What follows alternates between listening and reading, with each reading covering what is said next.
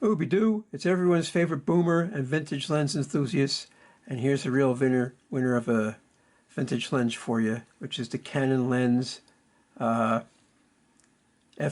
35 to 70 millimeter variable aperture 3.5 to 4.5. Now, I wish I had these lenses back when I was a young man, but I couldn't afford them. Of course, now I'm an old boomer, I could afford them. And all the lenses that I had techno lust for back in the day, I'm able to get them.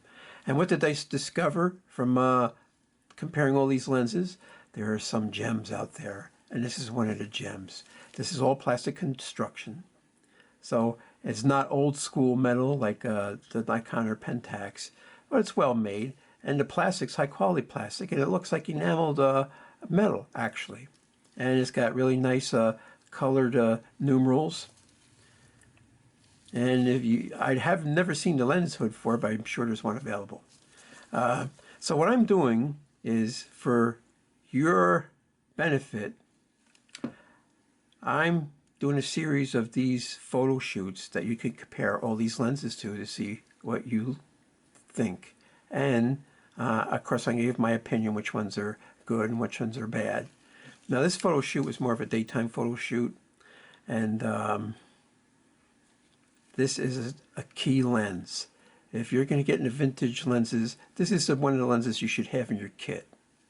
Not only is it a full frame lens for 35 millimeter film, which means you could put it in a full frame digital mirrorless camera.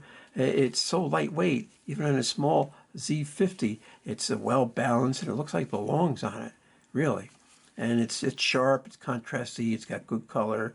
It's an excellent, cheap lens, $100. Of course, now there's inflation, and I see the prices of everything are going up. But it's still, a lot of these older lenses in good condition are readily available at a reasonable cost. Highly recommend that you get one of these. And before you move on, I just want to mention my philosophy, which is take photos or die. So without further doggy-doo, let's get into the samples. Let's face it, Canon nailed it with this one. Absolutely. This is one of their best old-time lenses. And I have a couple of them. I don't have all of them. But do you know that the FD optical formulas are almost exactly the same as some of the newer EOS lenses? It's a proven fact. Oh, it might have better coatings, and of course they got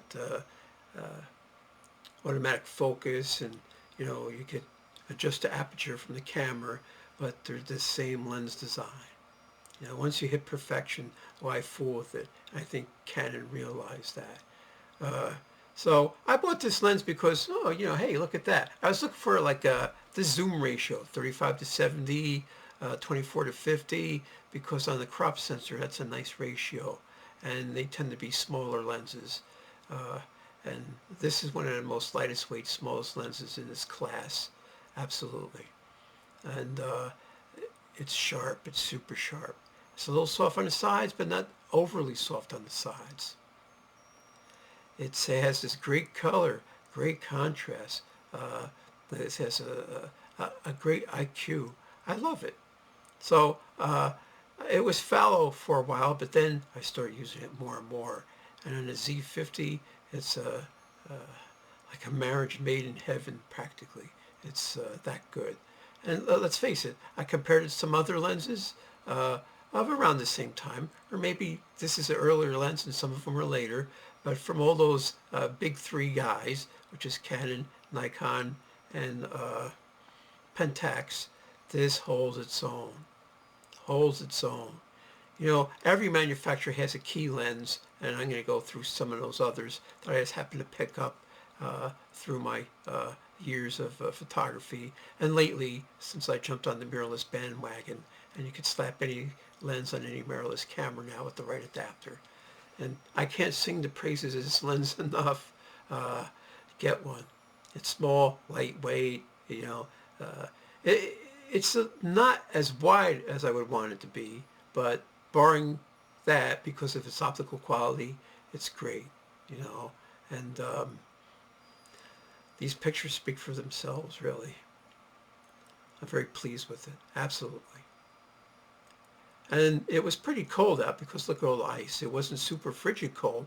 It was maybe like in the mid 20s or upper 20s, and it performed admirably. And I went through the whole zoom range. I took some at telephoto setting. I took some at the wide setting. I took some far away. Took some close-ups and different apertures. You know, this walked it through everything that I could. And I mean, I think this has it. You know, it's slightly bit sharper. Seems it has slightly less aberrations than the others. Uh, but what do I know? You guys decide. You know, like I said, you could get one for $100 in excellent condition. It's really worth it. Really worth it. I really like this lens. I was very pleased with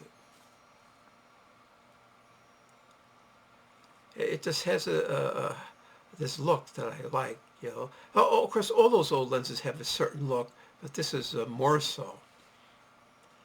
Now, I noticed that the focusing ring was just a little loose. That if you're not careful, you can find focus image using the zoom feature in your mirrorless camera, the live view, and if you don't let go of the lens immediately, you can bump it away from focus. Uh, it has a good two-touch zoom because the focusing ring is really big.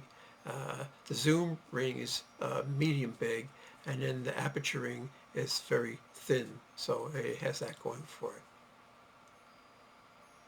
An outstanding combo. Of course, I plan to do some more studies with this lens under other conditions. And I did do a photo shoot of New Year's Day 2023 with this lens and the 15 millimeter fisheye, I believe. And you can see that in another video. But this is just this lens alone. It's very flare resistant, although there is some flare, but you have to be shooting almost directly in the sun to see it. Otherwise, it's not noticeable at all. Oh, I love ice. I mean, this park I go to has this crazy ice, and every time I go there, it looks like weird animals or dinosaurs or dragons and stuff. And ice is just this fantastic thing.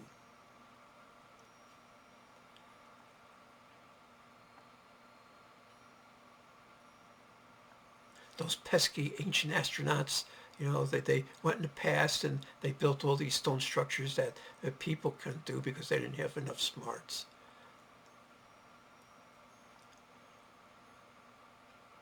So this is actually a low contrast picture, and I think it came out pretty good. The stomping feet in the mud. And look at this leaf. The detail in the leaf is pretty good. You know, just the shaded grays is pretty fantastic. Excellent gradation of colors. I highly recommend this one. The philosopher photographer says, get this lens.